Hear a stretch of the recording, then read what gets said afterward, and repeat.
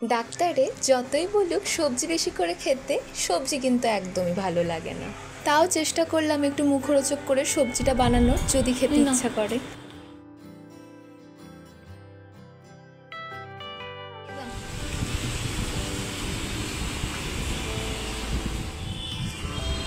ভালো লাগছে? ঝাল আজকের দিন থেকে লঙ্কাটা একটু কমই দিতে হবে। আসলে কি বলতো, সবজিটাকে দিয়ে যদি এরকম তরকারি না বানিয়ে সবজিগুলোকে যদি ভেজে দিই, লঙ্কার গুঁড়ো দিয়ে যদি ভেজে দিই, তাহলেও ঝাল লাগবে না। আর যদি তরকারি বানাতে হয় তাহলে লঙ্কার বদলে যদি 4 চামচ চিনি দিই, তাহলে বেশ ভালোই লাগে। ডাক্তারে যতই বারণ করে মিষ্টি কম খেতে আর তেলে ভাজা কম খেতে, ততই এগুলোই খেতে বেশি ভালো লাগে। তো যাই হোক, ঘরে যা সবজি ছিল সেই সবজিকেই অল্প অল্প করে এইভাবে কেটে নিচ্ছি।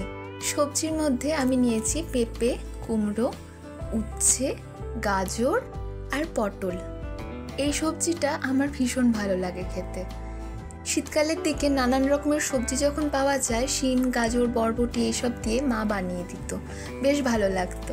তা এখন তো শিম পাওয়া যাচ্ছে না, তো শিম ছাড়াই যা সবজি পাচ্ছি সেই সবজি দিয়েই বানিয়ে নিচ্ছি। তবে তরকারিটা মা যখন বানায় তখন কিন্তু মুসুর ডালটা দেয় না, আমি একটু মুসুর ডালও দিয়ে মধ্যে। প্রেশার কুকারে প্রথমে সর্ষের তেলের মধ্যে 5 ফোড়ন আর লাল লাল 4টে কাঁচা লঙ্কা ফোড়ন দিচ্ছি। এই লঙ্কাই একটু কম করে এবার থেকে দিতে হবে, নইলে দিদার আবার ঝাল লাগবে। পেঁয়াজটা একটু বেশি করে দিলে খেতে বেশ ভালো লাগে।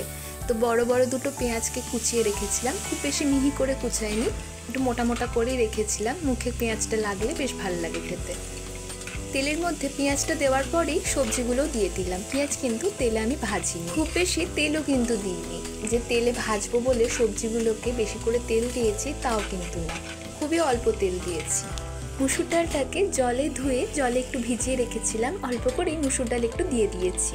মুসুর ডালটা আমি দিই কারণ যখন যখন এই তরকারিটা আমি বানাই তখন আমি আর ডাল বানাই না, তো ওই জন্য একটু ডালও দিয়ে দিই, তাহলে ডালটাও খাওয়া হয়ে যায় সবজির সাথে।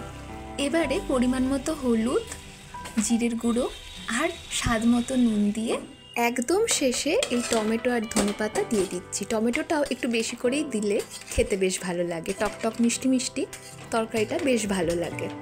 এবারে সব শুদ্ধ ভালো করে মিশিয়ে নিয়ে সেদ্ধ করে নেব। সবজিগুলো কাটতেই যা সময় লাগে, নইলে কিন্তু রান্নাটা খুব সহজেই ঝটপট হয়ে যায়, খেতেও কিন্তু খুব ভালো লাগে।